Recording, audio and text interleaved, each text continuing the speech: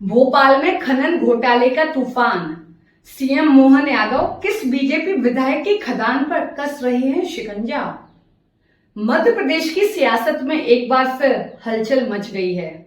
मुख्यमंत्री डॉक्टर मोहन यादव क्या अपने ही दल के एक दिग्गज विधायक और पूर्व मंत्री का कान मरोड़ने की तैयारी में हैं? कौन है वो खनन कारोबारी जिससे मोहन सरकार 443 करोड़ रुपए से ज्यादा का बकाया राजस्व वसूलने का मन बना चुकी है? और सबसे बड़ा सवाल, मध्य प्रदेश का वो सबसे अमीर बीजेपी विधायक कौन है जिसकी खनन कंपनियों पर अब सरकार की नजर टेढ़ी हो गई है? क्या यह मामला सियासी जंग का नया मैदान बनेगा या फिर खनन माफिया पर लगाम कसने की एक बड़ी शुरुआत है? आइए इस सनसनीखेज खबर के हर पहलू को खंगालते हैं। खनन घोटाले की गूंज, 443 करोड़ की वसूली का मामला।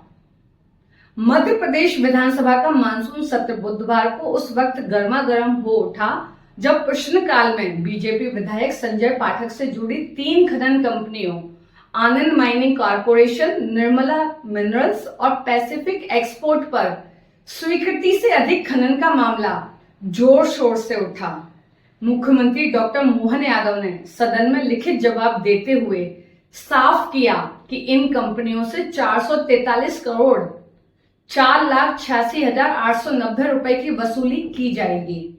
इतना ही नहीं, जीएसटी की राशि जोड़ने के बाद यह आंकड़ा और भी बढ़ सकता है। शिकायत से शुरू हुआ सिलसिला। यह पूरा मामला तब सामने आया जब जबलपुर के सिहोरा निवासी आशुतोष मनु दीक्षित ने 31 जनवरी 2025 को मध्य प्रदेश आर्थिक अपराध शाखा ईओडब्ल्यू में शिकायत दर्ज की। शिकायत में आरोप था कि इन तीनों खनन कंपनियों ने स्वीकृत मात्रा से कहीं ज्यादा खनन करके सरकार को 1,000 करोड़ रुपए से अधिक का नुकसान पहुंचाया। शिकायत के बाद मध्य प्रदेश खनिज विभाग ने 23 अप्रैल को एक जांच दल गठित किया। इस दल ने 6 जून को अपनी रिपोर्ट सौंपी जिसमें स्वीकृत मात्रा से अधिक खनन की पुष्टि हुई और 443 करोड़ रुपए से ज्यादा की वसूली का प्रस्ताव रखा गया। सीएम का सख्त रुख, अनियमितता बर्दाश्त नहीं। मुख्यमंत्री डॉक्टर मोहन यादव ने विधानसभा में साफ साफ शब्दों में कहा, खनन में किसी भी तरह की अनियमितता को बर्दाश्त नहीं किया जाएगा। जांच दल ने उपग्रह डेटा और भारतीय खनन ब्यूरो की रिपोर्ट्स के आधार पर तथ्यों को सामने रखा है। दोषी पाए गए पक्षों से पूरी वसूली की जाएगी और जीएसटी की राशि अलग से तय होगी। सरकार के सख्त रुख को विपक्ष ने अवैध खनन पर नकेल कसने की दिशा में बड़ा कदम बताया, लेकिन सवाल भी उठाया कि इतने बड़े पैमाने पर अनियमितता कैसे हो पाई। कंपनियों का जवाब, हम निर्दोष, रिपोर्ट अनुमानित। आनंद माइनिंग कॉरपोरेशन और निर्मला मिनरल्स ने इन आरोपों को सिरे से खारिज करते हुए अपना पक्ष रखा है।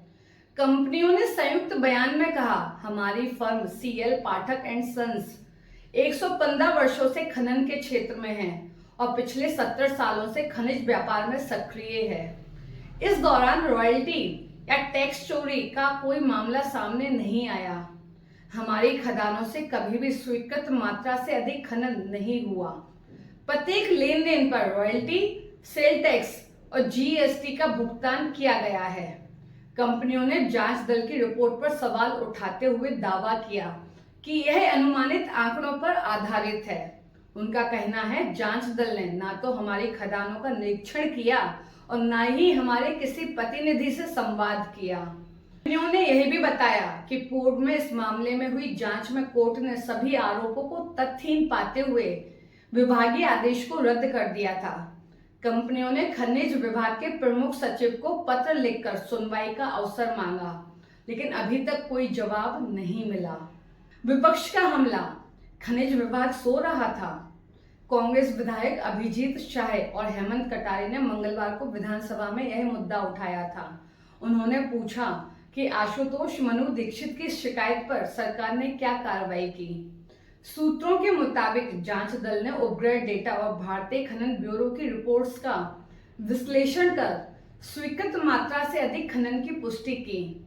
कांग्रेस ने इस मामले को लेकर सरकार पर तीखा हमला बोला और सवाल उठाया कि जब इतने बड़े पैमाने पर अनियमितता हो रही थी तब खनिज विभाग क्या कर रहा था।